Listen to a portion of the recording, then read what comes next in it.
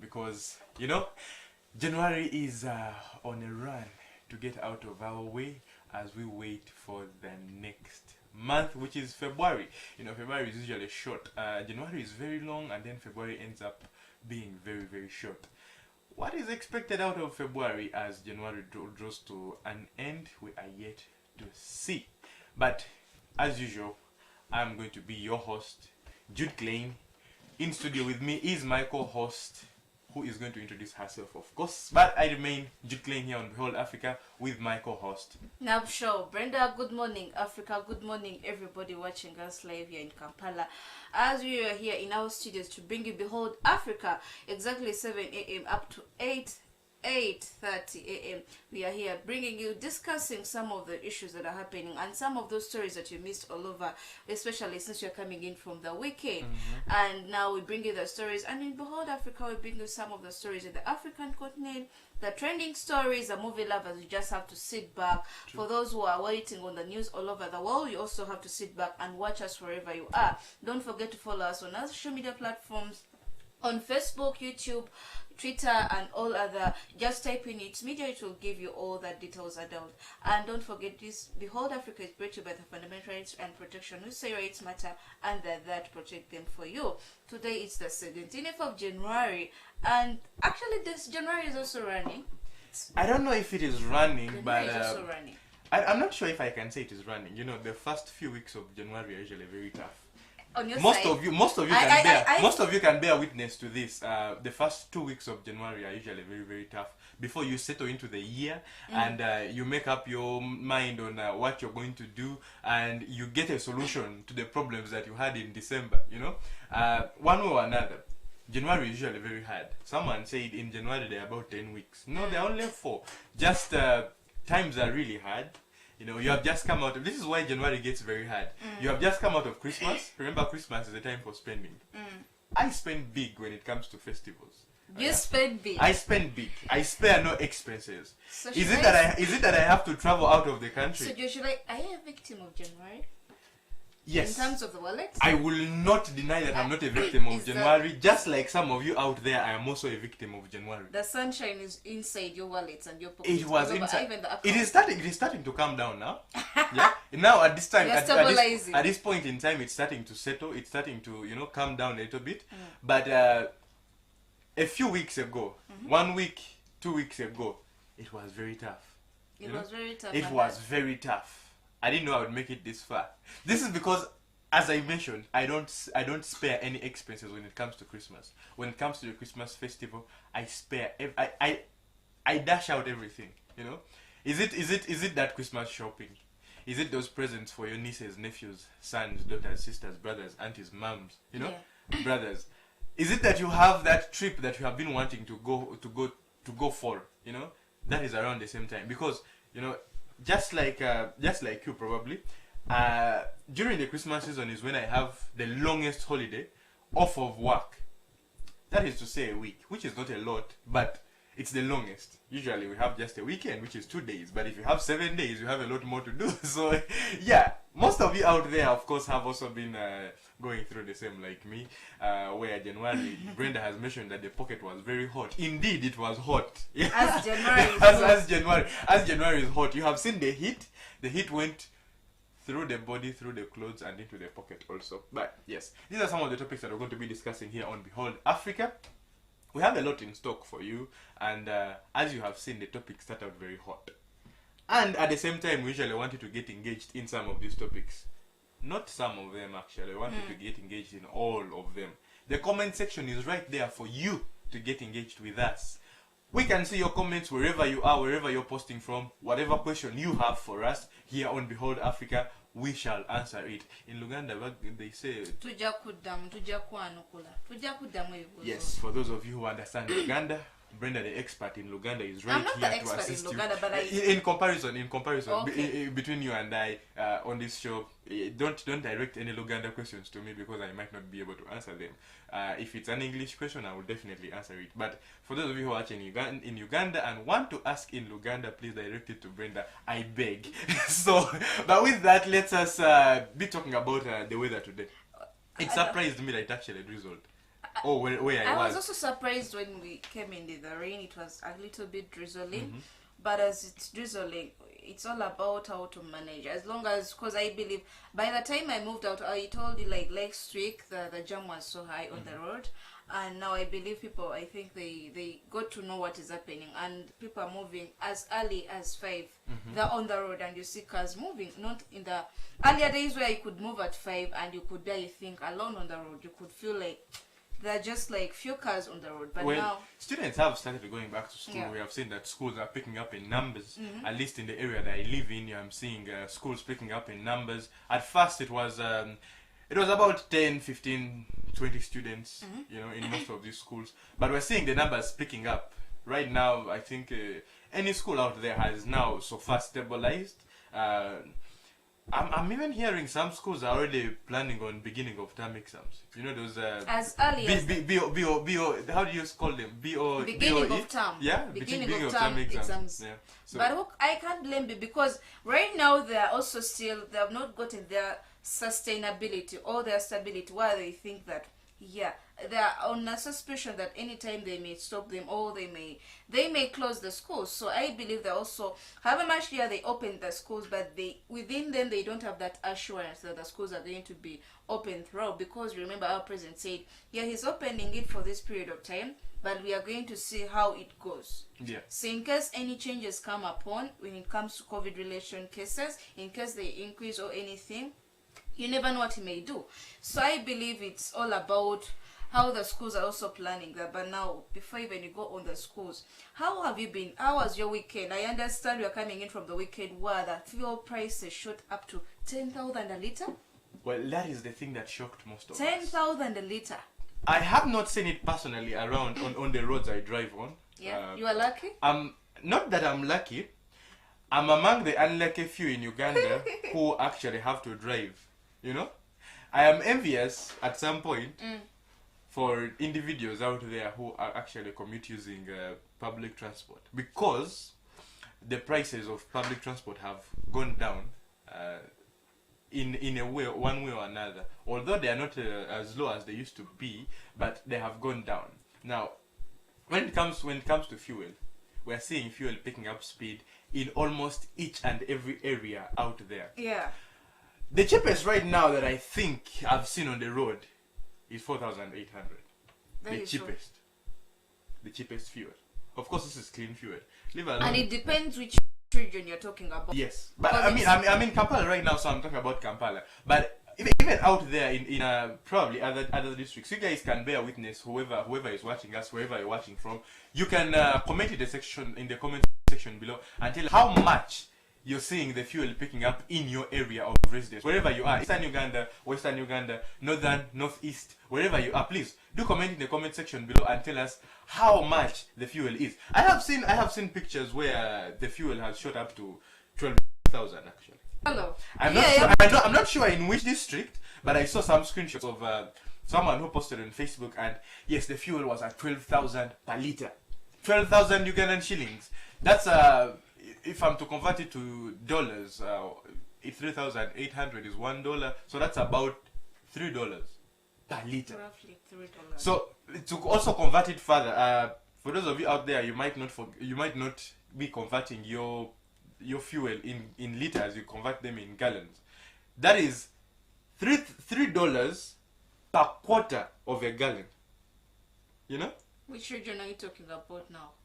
Of course, this is to say the US and some parts of Asia, they convert it into gallons, not liters. But yes, that's a quarter. A gallon is only a quarter of a liter. So you're talking about $3, $3 per half a gallon, which is very, very expensive compared to the US, where of course even their fuel is expensive, but it's about 1.89 or $2 per gallon. This is about 3 liters. But now, in relation, why is it that the fuel, we are having inflation over fuel? Because not only here in Uganda, but also you have seen some other parts like the African country, like when you go to Nigeria, they also had the same issue. And when you go to also UK, they also had the same issue. Where at some point I have a friend there who took a picture of how the cars are lined up, they're waiting for fuel, but even the fuel is not there. It's not there. So you look at the fuel inflation or low fuel available in the country, that is it triggers the high prices. But also I had the word ministry coming in, and they saying that working hand in hand with those people who are transporting it in the country to bring in more. I say they have taken too long. They have taken too long to take this action because. Is it because you have a car? Because Well, not only because I have a car. Remember, what affects me affects whoever else, even if you do not drive. When it comes to fuel, there is nothing like, oh, he drives, he's the one who's going to suffer the consequences. No. Okay. When it comes down to fuel, let me break it down for you. Yeah. And I hope in the nearby future, or even today, we might have a surprise for you. So just keep locked. But I was talking about how fuel affects each and every individual here in the country. With the increase in fuel, remember that is going to trigger an increase in transportation. Yeah. Remember, your sugar is not produced at your doorstep. Your sugar is transported from Kakira and elsewhere, Lugazi and whatnot, to your suppliers, to your wholesale shops and whatnot. If the truck that is transporting that sugar to the market is taking fuel that is very expensive, my dear, my brother, my sister, the sugar is going to pick up on price. The sugar right now is at how much? 3,500? 4,000? Trust me, the sugar is also going to go at 5,000 per kilo. You will say, okay, me, I don't take sugar. You eat salt. Same thing. You will say, okay, I don't do any of those things. I don't eat. You have to move out of the house and go somewhere, right? You're going to board a taxi. That taxi is going to compensate for, although they have not opened up, of course, full capacity, and we're seeing prices dropping. But be sure to know that with the picking up in prices of the fuel, even the taxi guys, the full capacity is not going to cover for their profits. Remember, this is a business. They're trying to look for profits. If 1,500 is not enough to cover the fuel expenses and whatnot, they're going to increase it to 2,000. Remember, for every 500 shillings, they increase on everything. You're done suffering. Not anyone else but you who is paying. So you could imagine. Anyway, it's like a chain. When the prices of fuel increase, this is just like a chain. Just expect prices of also other commodities or even services increasing, because this is like a chain where you increase the increase of prices in this side of fuel, it will also trigger the increase of price in the other side. Yes. So just like a blockchain. But now that is just something we wanted, because you cannot sideline it. It's just something that has been on the mind of every person out on the road and also moving. But now also not forgetting this, we have also started the news of what happened over the weekend, and also the news that are already trending. And the news already trending, we are aware of how the schools got banned and over the weekend, and especially my worry is 3 schools on the same day getting banned. yeah, that also caught me kind of off guard. Like I was one way or another, but I say this is because some schools were not prepared. Yeah. Although we have had, yes, some ample time to revamp up the schools and work on the re-infrastructuring and putting some safety precautions for the students, for the pupils in some of these schools. Some of the schools in our country here, Uganda, were incapable of coming to those standards. Yes, we have been in lockdown. Money has been scarce, and this could have been one of the reasons why they were not able to put up enough precautions for the safety of the children. No, but Jude, is it like out? Okay, that is just. But is it a coincidence that 3 schools, like we are talking about 3 schools, going on fire, like In the same day. In the same day. Trust me, however much like you're looking at the precautions and all the measures that are supposed to be following the schools. First, let's say laying that schools have also been going into holidays and they always come back, and we don't see that because they're also having that breakthrough. However much here there is a pass of 2 years, but still I believe, because even reports are still ongoing, what could be the cause of these fires. But I heard in one of the interview, one of the child, I think it was on the radio, where the child was saying as the fire was ongoing, they were smelling smelling fuel. So you could imagine petrol or So something. it's possible it was just an act of To me, vandalism. I don't want to say it's a coincidence. Trust me, because when you look at it, we are the schools you're talking about. One of the school I'm going to mention one of the school. One of the school is known as Newcrest Junior at Chebede, and it's located in Kawempe, and that is a boarding school. And in this particular school, 4 children lost their lives, and others got injured. I'm looking at the innocent children losing their lives. We also have another school known as Saint John. Yeah, Saint John. I'm looking for that school in details. So you look at this is not a coincidence, I will tell you. To me, I think it's not a coincidence. Yeah, it's not a coincidence, because when you look at all these, they call for an alarm, and it comes at a point where parents are prepared in a short time to take back their children, and you get the sad news that, hey, this is what happened at the school. You need to pick. And I don't think even the schools will tell the parents, at least in case it wasn't severe, they will tell them to leave the children. They will try to find a way of how to solve it. And in this particular school known as Chebeda or Newcrest Junior, well, the police came in and they said the school itself managed to manage its fire. They managed to put the fire down. So they called upon them really, but by the time they go there, already the fire were out. So what does it say out there to the public and even the parents? Or what do you have to say over this? Because we should also remember that in some past years we also had the rise of school fires in the country all over. So should we say it has already just started again, or it's too early to judge? I don't want to say it's too early or anything like that. But what I can say is schools can do better. You know, I remember, I think one of the schools went ablaze during the day. Yeah.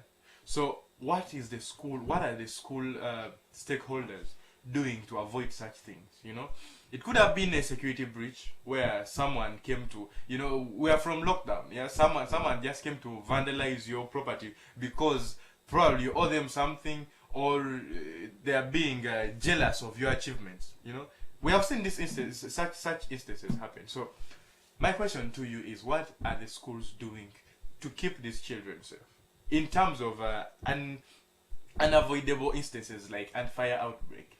What are the schools doing?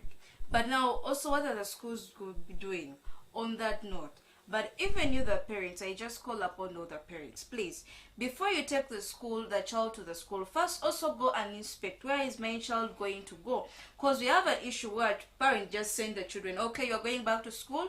They buy every list and they make full of the list and they send their children, not going to check how the school is, what condition, even visiting the dormitory. You don't know how it is that side. So all these issues also be hand in hand. The ministry has to also take its course.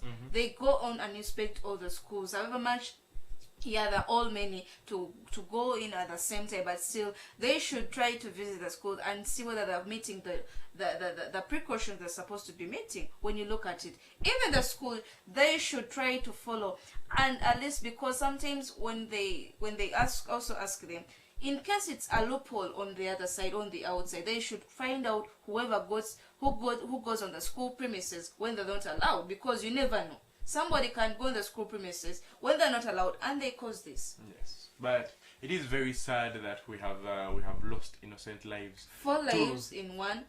School. in one school, and of course several others. Yeah, and also in another school, St. John, known as St. John's Primary School, that is in Chotela. We lost a 10-year-old child who's known as Serugo Mark. It is very sad, and it's an appeal to these schools. Me, I say, just revamp up the security and everything else to keep these children, these little ones, safe, because they're the future. You know, if you're not keeping them safe, then who are we keeping safe, and how is our future? But yes, that is some of the sad news that is happening here in Uganda, and it is just sad. But we shall move away from that topic. We shall discuss more about it if anything else arises, probably in regards to, you know, the Ministry of Education, what has come out to do about this. But we shall leave that story and leave Uganda for a little bit and go to Mali. We're also seeing a sad story of the loss of their former president. Yes, Ibrahim lost his life at the age of 72 over the weekend. reports have not yet given us full information on what was the cause of death, but the AFP, of course, this is the military which is ruling the country at the moment, came out and said for us we have nothing to do about that, because who said they had something to do about it? because listen, why they had to come out and clear their name is because the country is in a state of instability at the moment. Okay, that is there. But Jude, when somebody, have you ever, when a parent comes home and they say, who took this or who did this, and the first person who jumps up is the suspect. It's not me. And they, who told No, you? sometimes it's necessary for you to come out and clear yourself, because for example, I'll give you an instance. Right now I'm independent, of course, but when I used to live at my parents' house, I was always the first suspect for missing fruits, because I'm a big fan of fruits. Okay. So whichever fruit went missing, I would be the first suspect. Reason being, I love the fruits, but in most instances I wasn't the one. In most instances I wasn't even home when the fruits went missing, So every time they said, hey, where have the apples gone, I would be the first to jump out and say I have nothing to do about the apples. I was not even around to clear my name. So I'm not saying the AFP had something to do with this, but at least they came out and said, you know what, we have nothing to do with it. It could have been natural causes, but it is said that he used to make very frequent visits to an American hospital. Yeah, even recently they said he was hospitalized, so Yes. I believe it's also, It is maybe a it was a bit- short of medical, illness yeah. and also. Yes. But now we shouldn't forget, last week, because we are supposed to bring you some of the sanctions that are happening from Malawi, from Mali, because of what is happening that side. And this is relation where the army is saying they're supposed actually to set in elections, but because of how the army, they believe the country is not yet ready for democracy, so they extended it up to 7 years. From 5? Yeah, they Wow. say 7 years. Okay. 7 years, and this because we shouldn't forget that the army, it's of all the military, it took over this former president. Okay, he took over for the former president Keita, and the circumstances where they believe his power was not well. You know how it is when it comes to leaders. Well, by the time they take over you, they believe you're not capable enough to sustain the country all over that period of time. That's true. So you could imagine, even them, but there were agreements that in case they go also, when they took over power of the country, the agreements they were set to make elections for people to elect their presidency, or the country to go into the hands of the people themselves, not only the military.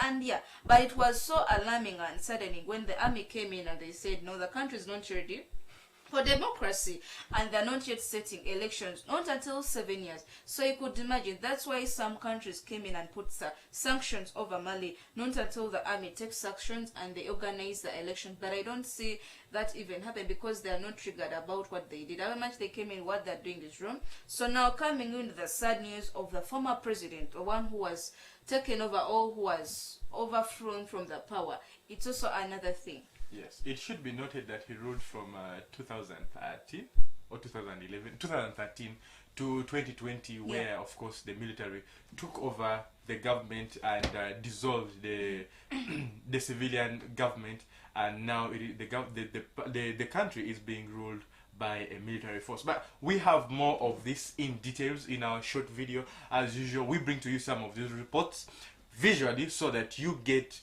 a gist of what we're talking about. So to bring you up to speed, we have a report to cover this very news as it unfolds from Mali, reporting about the former president of Mali, who passed on at the age of 72. Very, very sad. But let us play for you this short clip, and we shall come back to discuss more about it. Mali's former president Ibrahim Boubacar Keita has died at the age of 76 years old. The former president, who led Mali between 2013 and 2020, died at his home in Bamako, according to an announcement made by his family, who did not specify the cause of death. Nicknamed IBK, the former president had been ill for a short time and regularly went to an American hospital in Abu Dhabi for treatment. Ibrahim Boubacar Keïta experienced a meteoric rise under Alpha Oumar Konaré, the first president of the democratic era in Mali. He was then prime minister from 1994 to 2000. An unsuccessful candidate in the 2002 presidential election, he got his revenge by acceding to the Koulouba Palace, the seat of the Malian presidency in the capital Bamako, in 2013. He was then re-elected in 2018 against Soumaïla Cissé, then leader of the opposition, who died of COVID-19 in December 2020. Ibrahim Boubacar Keïta was then overthrown by a coup in August 2020. The president had to resign himself to hand over power, while the population demanded his departure. Yes, that is what is happening in Mali. It is very sad news, of course, to the population of Mali, to the citizens of Mali, as they see someone who, after probably 7 years, they would have seen back in power.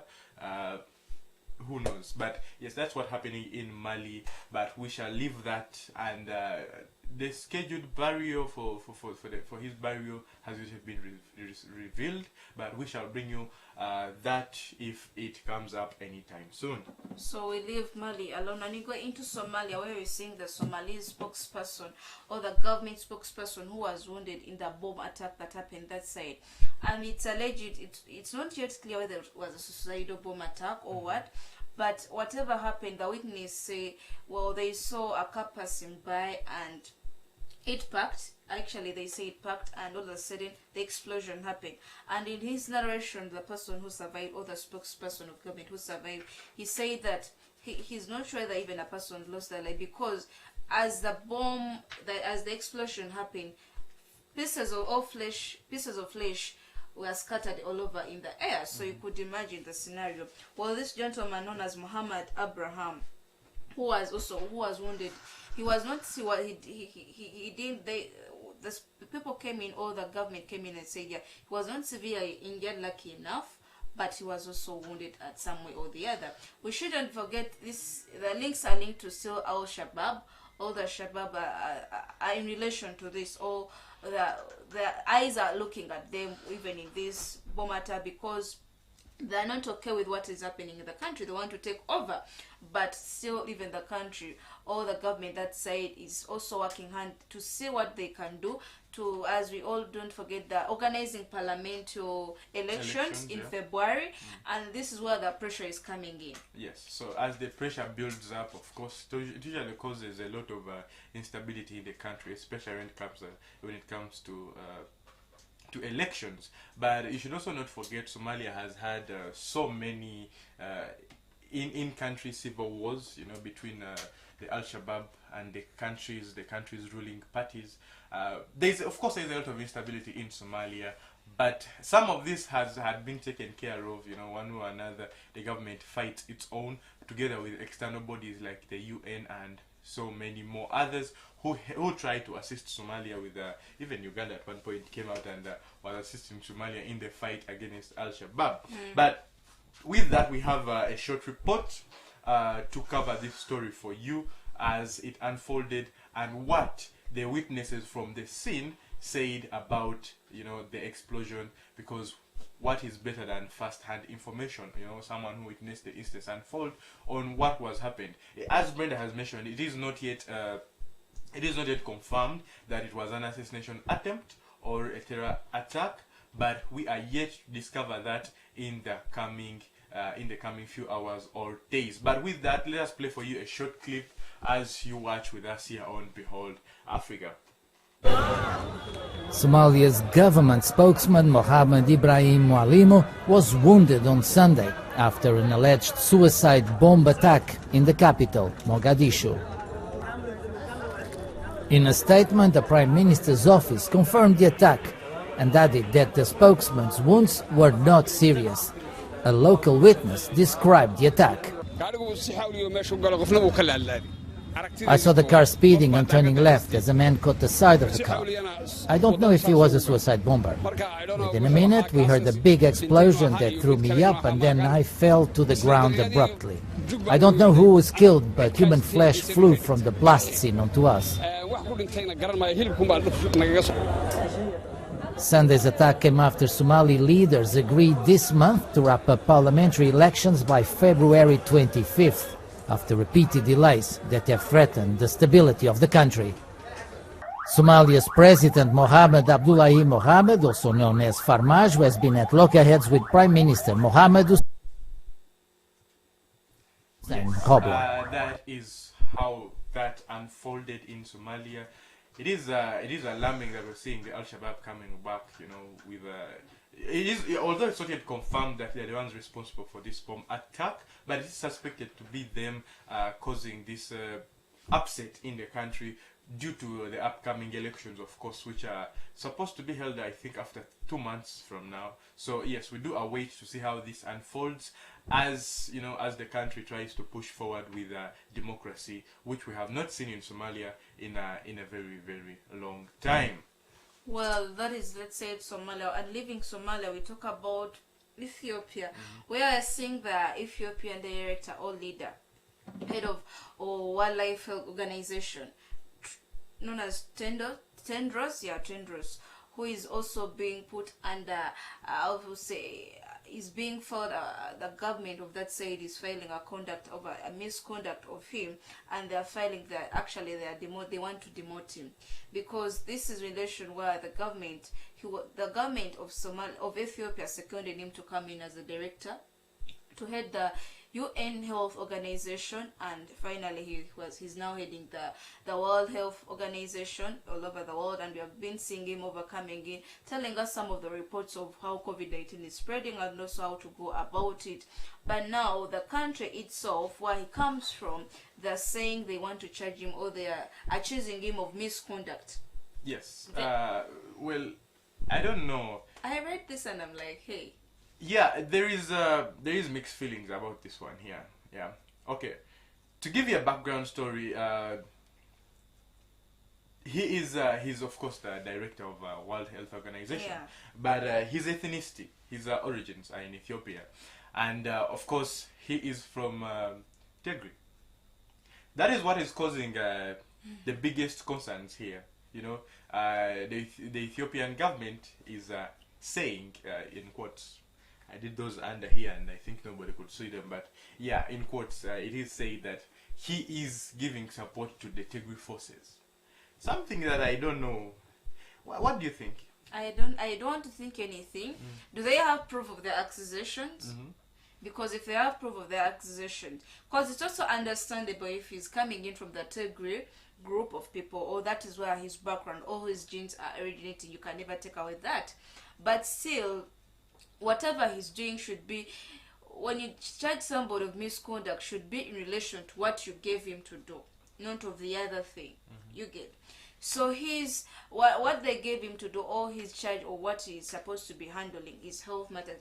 And well, I had to read and go further and see where his misconduct is, because trust me, whenever we have been hearing of COVID-19, we have been seeing him coming onto the screens and telling us how to mitigate it, the precautions to follow, and then there. So I was looking for something similar of where he is accused in relation to that, but it's something far from real. It's actually political related matter. That is what is happening in that side. But they should come in with a proof where he's saying, and maybe talk to it, because you should not take sides as a leader, and if you see a wrong side, you never know, you might even be supporting that side. Yes, but at least we are seeing that although he has not come out with any official report to state that he is of course not guilty nor innocent of what he's being charged about, but Ethiopia's government has come out and gone ahead and said, you know what, we're not going to support you in the upcoming of course votings, where you know who is the next leader, or who is the next director of World Health Organization. It is saying that we're not going to support you with that, so we're not going to send you back. You know, we sent you in, we're not going to send you back. So, but we still are waiting to see how this unfolds. You know, personally, I'm awaiting to see something from his side, From a his side, statement. this is what he said, and what is where the allegations are basing in. In one of the media, when he was briefing on Wednesday, he came in and said, "Nowhere in the world are we witnessing hell like Tigray."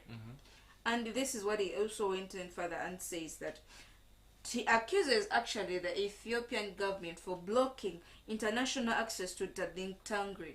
So you could imagine, it's like he's saying they're not seeing their side of story, the reality of what is happening that side. And this is where the country is even, or the government is accusing him of. It's like, are you seeing... Okay, now, here is what I would say about that very statement. Remember about 2 months ago, where I don't know if it was the government or, of course, most definitely it must have been the government, where there was no media coverage in the entire Ethiopia. A country that is undergoing some sort of war, a civil war within the country, at least there should be some media coverage within the country to show what's going on. So, basing on that, I would say that's what he based on to say, we're not seeing the bigger picture. What is happening? What is the story behind the two sides? And one or another, it kind of makes sense. It kind of makes sense from that perspective. Not taking sides here, but it kind of makes sense in that perspective, whereby not everything is in the open, not everything is in the light, so that we know who is in the wrong and who is the right, who should take this. But of course, the appeal up to this very point, he is right. We have seen a lot of suffering in Ethiopia. We have seen the killings. We have seen the raids. We have seen a lot. We have been seeing it's been going on for a whole year. And this is linked to what the government is doing, the military is doing to against the protest and all that. But still, we are also, as you're saying, we have seen all this, and this is relation to what the forces are doing in maybe stopping the protest and all that. So I believe we should also hear the other side. Yes, but we do have a story to cover for us this. We have a video that is going to cover for us this story, and as usual, I always tell you, there is nothing better than visual. So I want to give you a visual and audio experience on what's happening, in Ethiopia in regards to Ethiopia, denying their very own from going back into the position of a director of World Health Organization. Although I don't know how that is going to affect him. I mean, if he has done a good job at World Health Organization, they should bring him back. But I don't know if he has done a good job up to this very point. Not sure. But at least he has done something. Who? Well, the director of World Health Tedros. Organization. Yes. Yes. But let us play for you this short clip to bring up to speed on what's happening in Ethiopia in relationship to the Ethiopian war between the Tigray forces and the Ethiopian government, and at the same time with their very own the director of World Health Organization. But here is a video clip for you.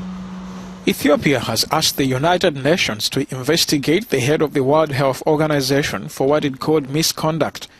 A statement by the Foreign Ministry accused Dr. Tedros Ghebreyesus of using his position to interfere in its internal affairs.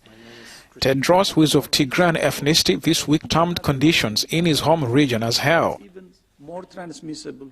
Little humanitarian assistance has been delivered to Tigray ever since the region's ruling party, the TPLF, began fighting the Ethiopian government in November of 2020. The government accuses the rebels of blocking aid. Addis Ababa has repeatedly accused Tedros, who was a senior leader in the TPLF, of supporting the group, which has been designated a terrorist organization. He denies the charge.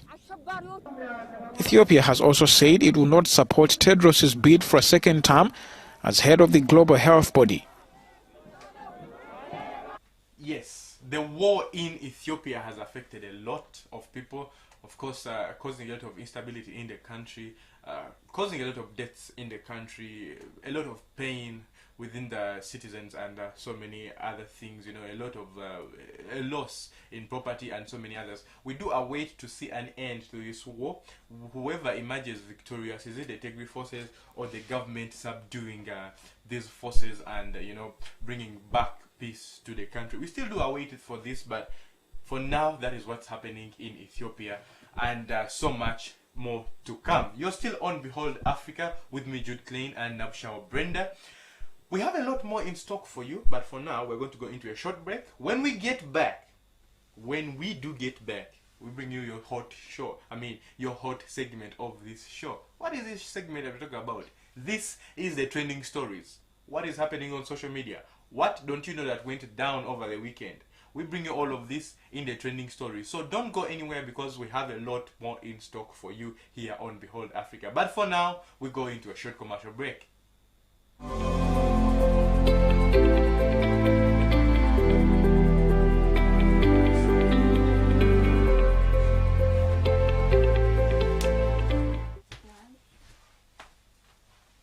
By names of Gita William, engeri gye tuli mu COVID, tetusobola ku accessing amasomero ade bataddewo ekitongole website yaffe eya UTC Media batukubiriza abazadde bafundika abaana baabwe basobola okufolowinga ku platform zaffe nga Twitter, Facebook, IG, developing minds zaabwe various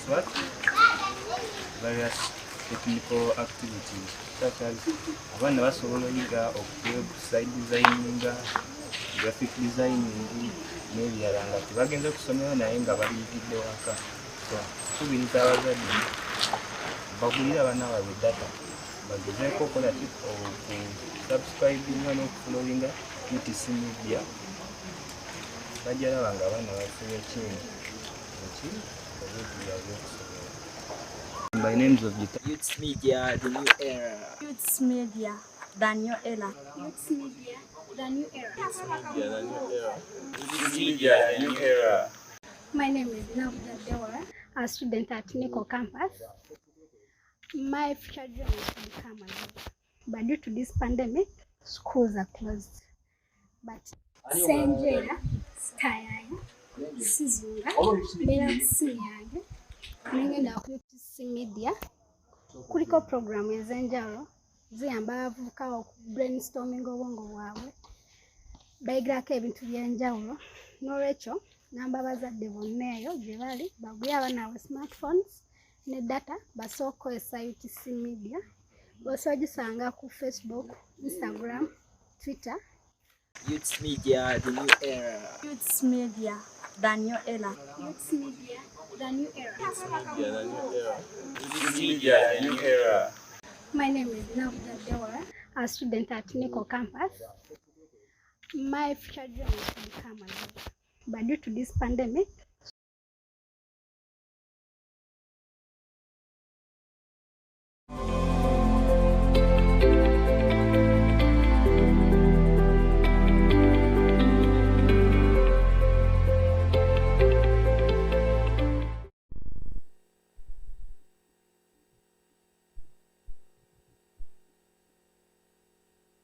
You are still on Behold Africa, your favorite morning show, whereby we bring you, the news around the world here in Africa, and the interesting segment we named the trending stories.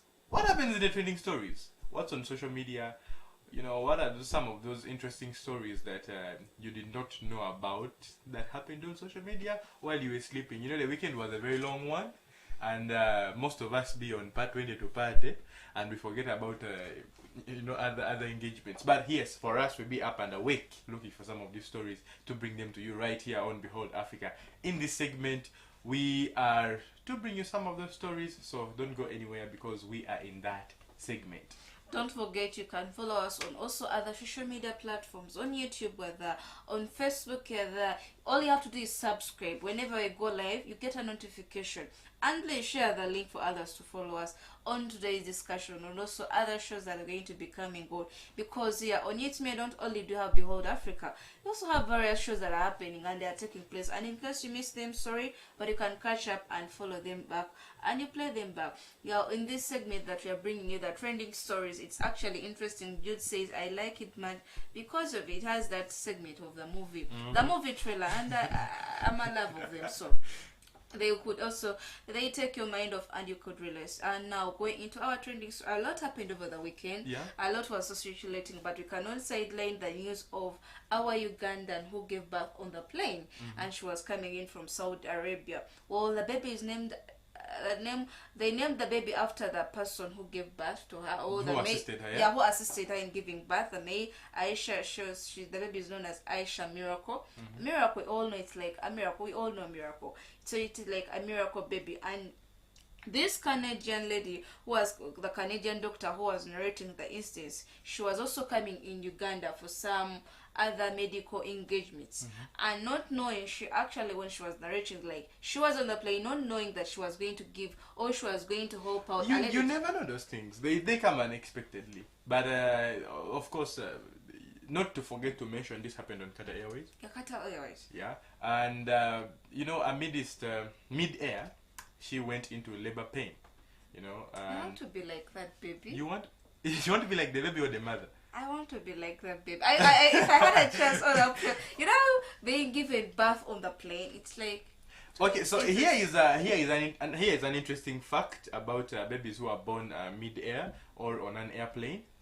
Do you have facts about them? Yes, the mother or the baby, especially this of course the baby at that point doesn't have the reasoning capacity, but the mother has the right to pick whichever nationality she prefers depending on where they are. Wow. So if you're flying over Kenya, okay, you can make that baby a Kenyan. Wow, that is nice. Although you're Ugandan. That is an interesting fact. Like, but at the same time, you can't say, hey, I'm a Ugandan, my baby is a Ugandan.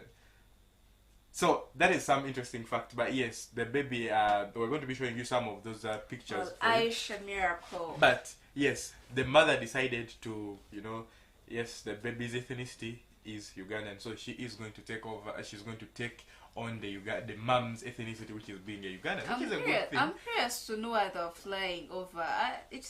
Yes, that would be very interesting. I'll try to find out. I'll try to find out which part of the world were they flying over. That would be interesting because the mother could choose to be, for the baby to be that, to make that baby be of that nationality. Which country would you choose? Depending on where I'm going. I mean, if I'm flying over... Which country would you choose, actually? I'm just like, which country would you wish to? Let me see. Probably I would love to be the country of love.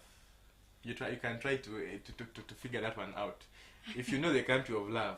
That is Uganda still. Part of Africa. No, I don't think it's Uganda. Anyway, it's up to you. To me, all I know, the country of love is Uganda, where we are actually, they call us humanitarian. We are hospitable. I can't talk about anything about Uganda, but still, I may say I would have given birth on the plane, but still, it doesn't say like appreciating my country as because we all know Uganda how it is, and you can even talk about it there. Well, this baby made news all over the world, not only Uganda. Yeah. It's something that spread all over. Baby on the plane, actually being even named over the person who helped in delivering the baby, Aisha Miracle. So the baby is called Aisha Miracle. Indeed, it's a good thing. But one or another, I want to talk about the capability of Qatar Airways. Not that I'm advertising, but anything of that sort, but.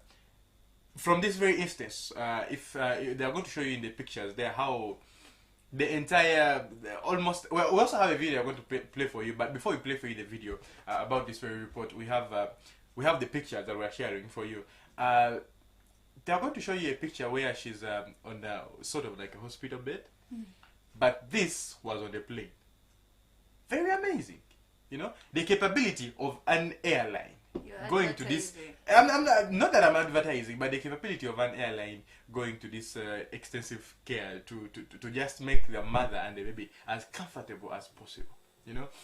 Amidst everybody who was on the plane, it's not like a hospital where you have your private room or whatnot. All of this was happening on a plane. Now a plane is congested with all sorts of classes. What I'm also interested to know is, did they upgrade her class? She might have been in economy or most definitely she was not in first class. But for comfort, because as a new mother, you are kind of very delicate. you know. Even the baby is delicate. Oh yeah, and even the baby is delicate. It might not be a good idea for her to keep in a business class, you know, or economy. Oh, I don't know. Did they upgrade her class and probably give her more a more comfortable accommodation for the rest of the flight? We are not yet sure where how far the flight was from landing here in Uganda, but what we know is the baby was born mid-air, and it is very, very amazing. But with that, let's play for you a short a video clip bringing you this report, as you know, as we also discuss about it here on Behold Africa, because it is very, very enticing. But let's play for you this short clip as you hear with us, as you watch with us, to get a full visual of what we're talking about. Here is a video clip for you. This next story is sure to bring a smile to your face. It involves an airplane, a pregnant woman, and a Toronto doctor who was in the right place at the right time. The end result? A beautiful baby girl born over international waters. And there's an announcement saying, is there a doctor on the plane? Meet baby girl Miracle Aisha, born last month, named after the person who helped bring her into this world, Dr. Aisha Khatib. 1 hour into a connecting flight from Doha, Qatar to Uganda, surrounded by 226 passengers on board. I kind of run over and there's this woman lying there, like head towards the aisle, feet towards the window, and there's a baby coming out. Dr. Khatib, who is a travel doctor, was on a work trip to Uganda when she quickly sprung into action, along with a pediatrician and a nurse oncologist. The airline's doctor was also on the phone. And I said, congratulations, it's a girl. And then the entire plane started clapping. We cut the umbilical cord and, you know, I checked baby over, handed baby to the pediatrician. I said, just check her over because I still got to deliver the placenta. City News has chosen not to identify the mom to protect her privacy. Earlier in the day, she had landed in Doha Airport where her water broke. Unknowingly, she boarded that next flight, experiencing abdominal pain, and flight crew took notice. I don't know anything about this woman. I don't know anything about her medical care.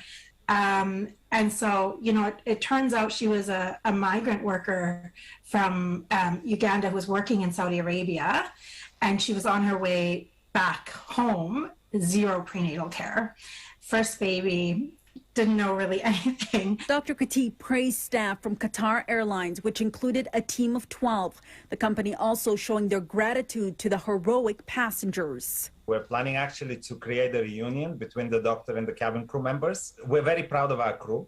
Extremely proud of our crew, you know, they're true professionals. It's rare for babies to be born in planes. Qatar Airlines says it's happened once annually in the last 11 years, and staff are always prepared for any emergency. They're professionally trained in aviation medicine, first aid. They go rigorous training, and we carry all equipment on board the aircraft in case it happens.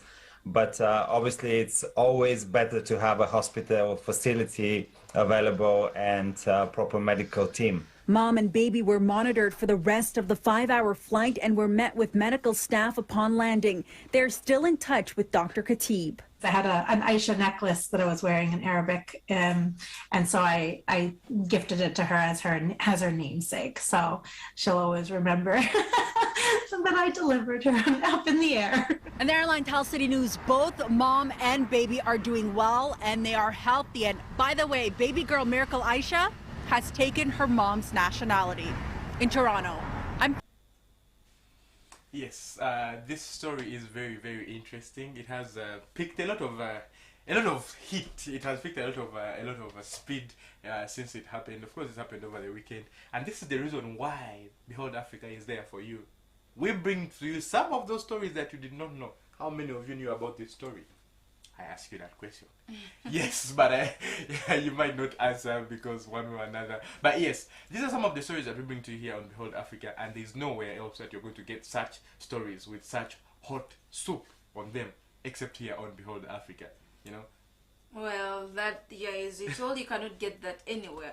And I would say we had a lot, but still our time is running so fast.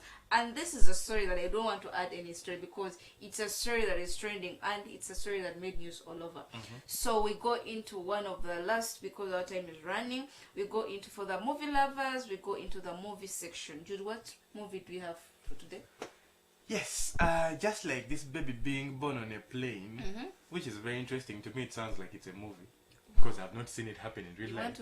But even Qatar Airways says, it's a rare instance. It has never happened. Has it ever happened? No, they didn't mention if it has ever happened, but they said the next time this might happen might be after 11 years. This is how long. This is how rare it is. After 11 years, that's when you might expect another instance like this. But you know what I can do? I will advise those who are to be like, if in case it fails and it all fails, you can induce the pregnancy. That is not advisable. You're giving our audience the wrong advice. That is not advisable. But we shall leave the air baby. Oh, that's an interesting one. Yeah, we shall leave the air baby and go into our very interesting topic, which I know Brenda over here is on a hot seat right now. She just wants to know which movie trailer is that. Today's movie trailer is very, very interesting. I don't know. Do you know its title? You can tell us. You know what it's I'm about? waiting for the book. Is it related to the baby air Yes.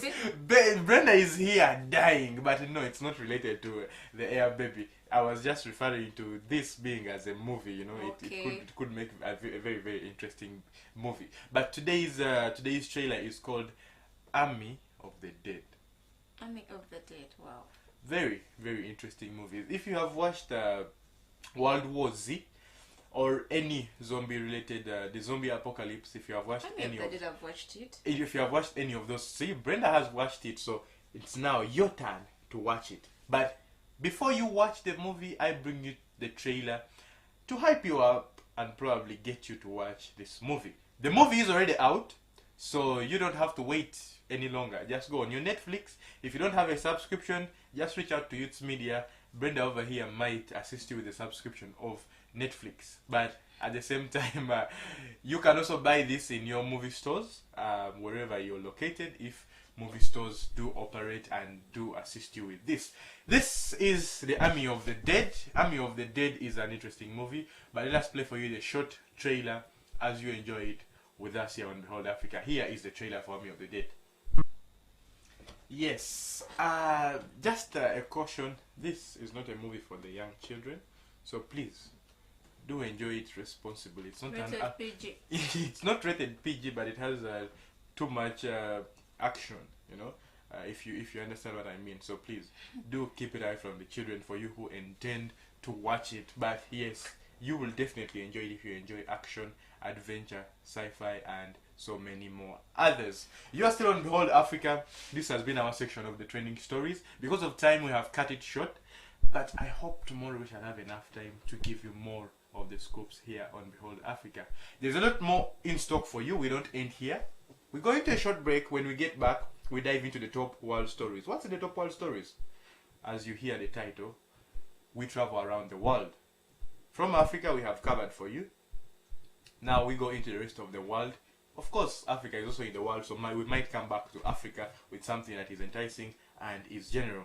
But you're still on Behold Africa. We go into a short break. Don't go anywhere because we have a lot more in stock for you. So stay locked on Behold Africa on Youths Media. Let us come back from a short break.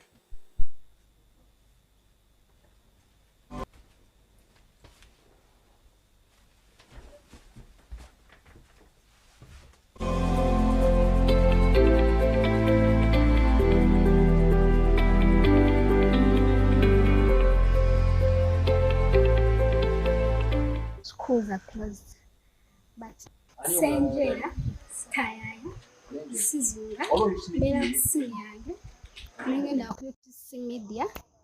Kuliko program ezenjalo ziyamba abavubuka oku brainstorming obwongo bwabwe bayigirako ebintu byenjawulo. N'olwekyo namba abazadde bonna eyo gye bali bagule abaana baabwe smartphones ne data basobola okukozesa Youths Media. Osobola ku Facebook, Instagram, Twitter. Youths Media, the new era. Youths Media, the new era. Youths Media, the new era. Youths Media, the new era. My name is Navda Dewara, a student at Nico campus. My future dream is to become a lawyer, but due to this pandemic, schools are closed. But Senjera, Skyaya, Sizunga, Beransiyange, nengenda ku Youths Media. Kuliko ziliko programu ez'enjawulo ziyamba abavubuka okubrainstorming obwongo bwabwe bayigirako ebintu by'enjawulo. N'olwekyo namba abazadde bonna eyo gye bali bagule abaana baabwe smartphones ne data basobole okukozesa UTC media. Osobola gisanga ku Facebook, Instagram, Twitter. By names of Gita William, engeri gye tuli mu COVID, like tetusobola ku accessing amasomero ade like bataddewo ekitongole website yaffe eya UTC media nga tukubiriza abazadde bafundika like abaana baabwe basobola tufollowinga ku platform zaffe nga like Twitter, Facebook, IG, developing minds zaabwe various technical activities such as abaana basobola oyiga website designing, graphic designing n'ebirala nga tebagenze kusomero naye nga baliyigidde waka. Tukubiriza abazadde bagulire abaana baabwe data bagezeeko okukola okusubscribinga n'okufollowinga UTC media bajja laba nga abaana bafuna ekintu obwetuyaze okusomera.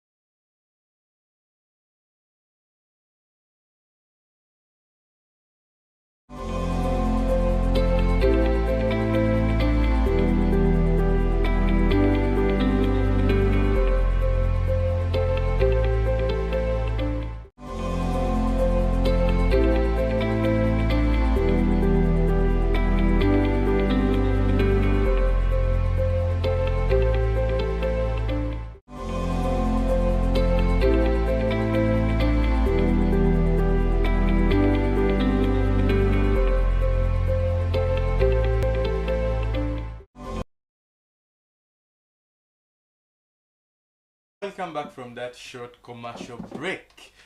You are still on Behold Africa with me, Jude Klein, and my co-host Navsha Brenda. We still have a lot more to discuss, but this is your last segment, which is the top world stories. What happens in the top world stories? In the top world stories, we have those stories that are happening around the world. What's happening in those parts of the world that you might not know about? We bring to you those stories here on Behold Africa. Some of the other stories that we bring to you here in the top world stories is the sports news. So for those of you who are interested in some of the sports highlights, what happened over the weekend, we shall be bringing you to you here on Behold Africa. And in full, you keep it locked on Youths, because the full sports comes in Youth Sport later on in the day. But here on Behold Africa, we shall dive into some of the top world stories.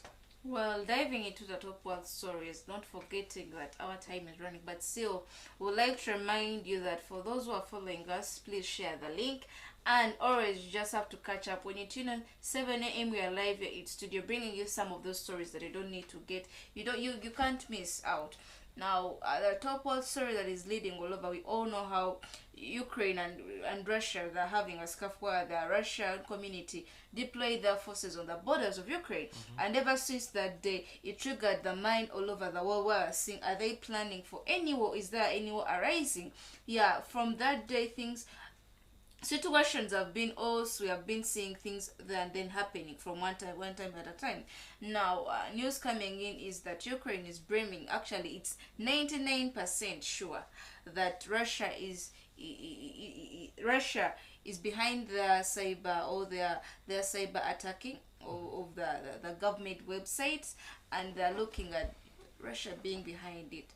But now they've gone also to that segment, and somebody coming in there saying 99.9%, they're sure Russia is behind the cyber attacking. Yeah, well, as Brenda has already mentioned, Russia has a few months ago it deployed their military at the Ukraine borders. Although we have been anticipating an invasion into Ukraine by Russia, we have not seen it happen so far.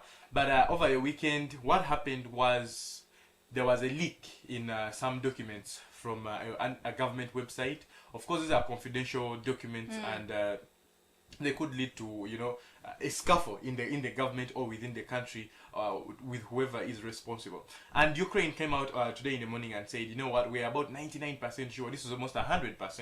It's just 1% away from 100% to show that Russia is responsible for this hack, for this cyber security, cyber attack, as it's being termed. A cyber attack is simply, an attack but on the internet, And the reports that are coming out and say if this is true, then it shows that Russia is actually very, very serious about invading Ukraine. These are all allegations, of course. Nothing has been proven as of yet, or nobody has come out to claim responsibility for this act. But Ukraine is very, very sure that Russia is responsible for this cyber attack. But we have a report for you about this that we're going to play for you in a short video clip to bring you up to speed on what's happening between Russia and Ukraine as the tension builds up between these two countries. Now, we have mentioned that there was a deployment of the Russian military on the Ukrainian borders, and we have been seeing that the tension has been building up, yes. But with this, the reports that are also coming out show that, if at all this was Russia's doing, the invasion into Ukraine might be as imminent as this weekend.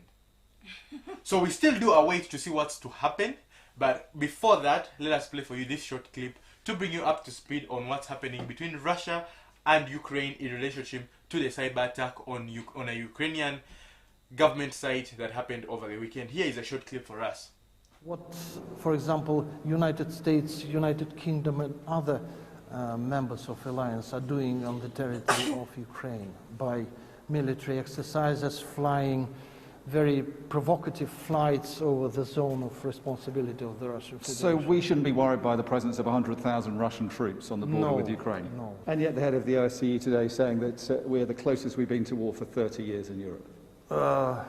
Well, this is the question to the chairperson in office. And the NATO Secretary General saying yesterday that there's a real risk of armed conflict in Europe. That's NATO threatening with this. We are not threatening. nothing threatening about 100,000 troops on Ukraine's border. Thank you very much, sir. Thank you very much, sir.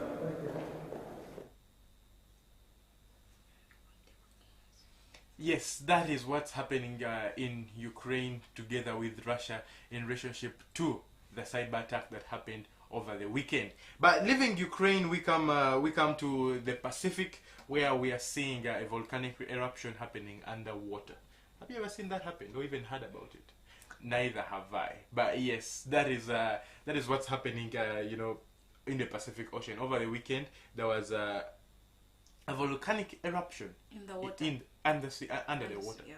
Very, very interesting. It's interesting, and when you look at the footage and how it happened, it's actually eye-catching. And you look at it's so amazing, but still, this is also a calling to the climate, because we all know things have not been well, especially those areas where you have been having one disaster at a time in relation to weather or weather calamities.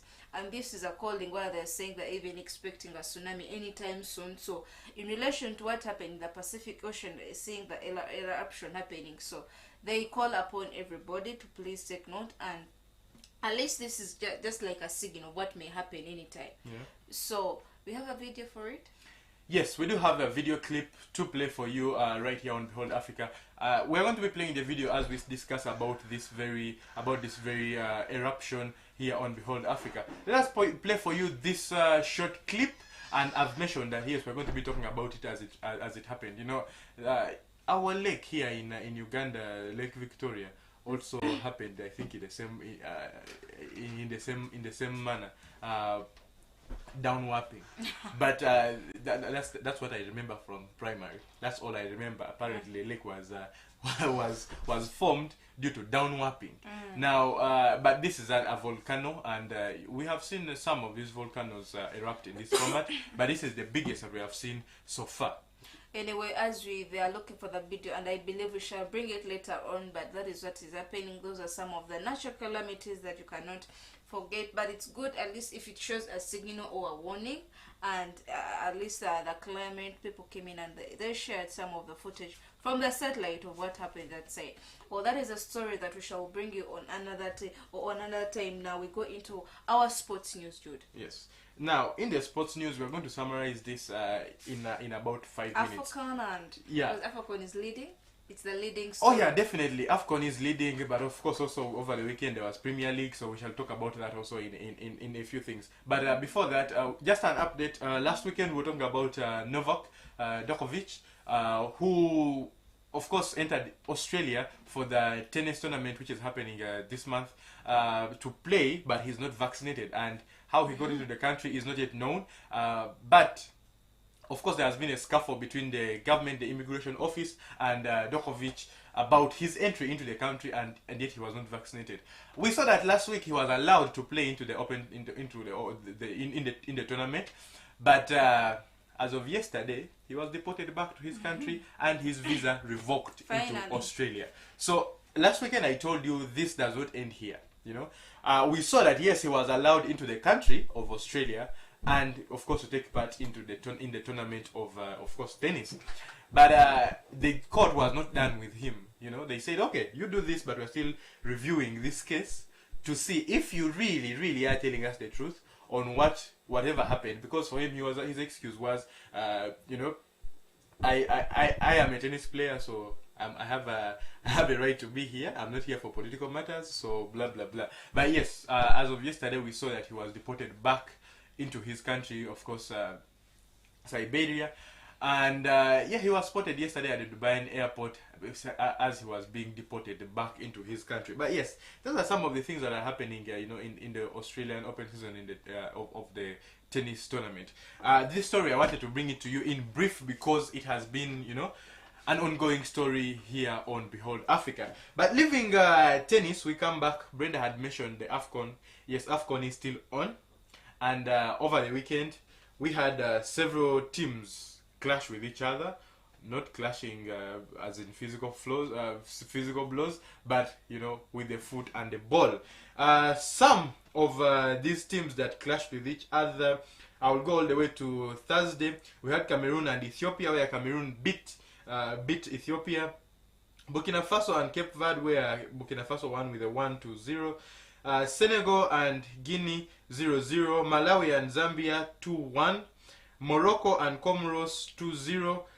Gabon and Ghana, a match that I had told you that I was looking forward to, where we saw Ghana getting a red card even, 1-1. Nigeria and Sudan. Nigeria managed to beat Sudan a 1-0. I think I also remember mentioning that I was looking forward to this very one, and I told you that Nigeria was the contender for this one. And yes, we saw Nigeria enter the round of 16 also, after beating Sudan a 3-1. Guinea-Bissau went against Egypt on Saturday, and Egypt managed to thrash them a 1-0. Gambia went against Mali. This was a very interesting match, where there was a lot of mishaps here and there, where the VR took a long time to decide whether they should go into penalties or not. But yes, after that, it was decided that they went 1-1, which was a draw. Tunisia and Mauritania. Tunisia managed to thrash Mauritania 4-0. This is the biggest I've seen so far, which is very, very interesting. Ivory Coast went against Sierra Leone. This was a very, very interesting match. For those of you who are not watching AFCON, I don't know what you're doing, because at this moment, AFCON is the hottest on this continent of ours. So yes, Ivory Coast played against Sierra Leone and they won 2-2. Algeria went against Equatorial Guinea, and Algeria lost with 0, which was beaten, one goal. Now, in the group stages, Cameroon is leading, of course, who are the hosts. Cameroon is leading with 6 points. This is in Group A, and Ethiopia is at the bottom of the table with 1 point. In Group B, we have Guinea, who is leading with 4 points. Zimbabwe with 0 points at the bottom of this table. In Group C, we have Morocco leading with 6 points, and Comoros leading with 0 points. I mean, not leading, but this is leading from behind, as we usually say. So yes, it's behind. Nigeria in Group D leading with about 6 points, and Sudan at the bottom of this table with 1 point. Ivory Coast in Group E leading with 4 points, and Algeria at the bottom of the table with 1 point. Gambia with 4 points in Group F, and Mauritania with 0 points in these group stages. Now, I will talk briefly about Premier League, and then we close the show. But for those of you who watched the Premier League over the weekend, it was also very, very hot. Of course, my team, which played on Saturday, which is Man City, I will start automatically with that one, which played against Chelsea, and we managed to beat Chelsea a 1-0. I say this proudly because I was with a friend of mine who said he's a Chelsea fan, who went like, "Jude, today you are not surviving, we're thrashing you." I was very glad to win that match against Chelsea with a 1-0. Brighton went against Crystal Palace, and they drew with a 1-1. Norwich went against Everton, and surprisingly, Norwich beat Everton 2-1. Wolves went against Southampton, and they beat Southampton with a 3-1. Newcastle and Watford 1-1. Aston Villa managed to draw with Man United, our famous team over here, which is Manchester United, which is usually they talk here at Youths Media, but they managed to draw with Aston Villa 2-2. West Ham went against Leeds United, and Leeds United thrashed West Ham 3-2. Now, it was a very interesting weekend, because as I've told you, Leeds United beat West Ham 3-2. Liverpool went against Brentford, and they beat them. Liverpool beat them with 3-0. Now, we have already eaten up a lot of time, but that was some of the sports updates here on Behold Africa, and we shall keep bringing you some of these stories as they build up. But we appreciate that you have kept it locked here on Behold Africa with us here on Youths Media. More programs to come up, so we don't want you to go anywhere. We are going to sort all of your needs in whichever way possible. Thank you for keeping it locked here on Behold Africa and Youths Media. We appreciate very, very much. I have been your host, Jude Lane, and my co-host, Nabshaw Brenda. And please, parents, I'm reminding you, at Youths Media, we have Youth Academy that is educating children. We have the session is open right now, where we are admitting in all the children to come in, all the students. We have various programs for all those who need to be presenters, news anchors, you need to maybe video editing, and all those vmix mastering and all that. Just come here on Youths Media. The fees are, I would say the fees are friendly. Very very friendly. Just bring all your children, parents, and if you're a student out there and you see this is something or a career for you to take, just come on. We shall always be there to take you on. See you next time tomorrow, the same time, exactly 7 a.m. bringing you all this you don't need to miss. Bye-bye.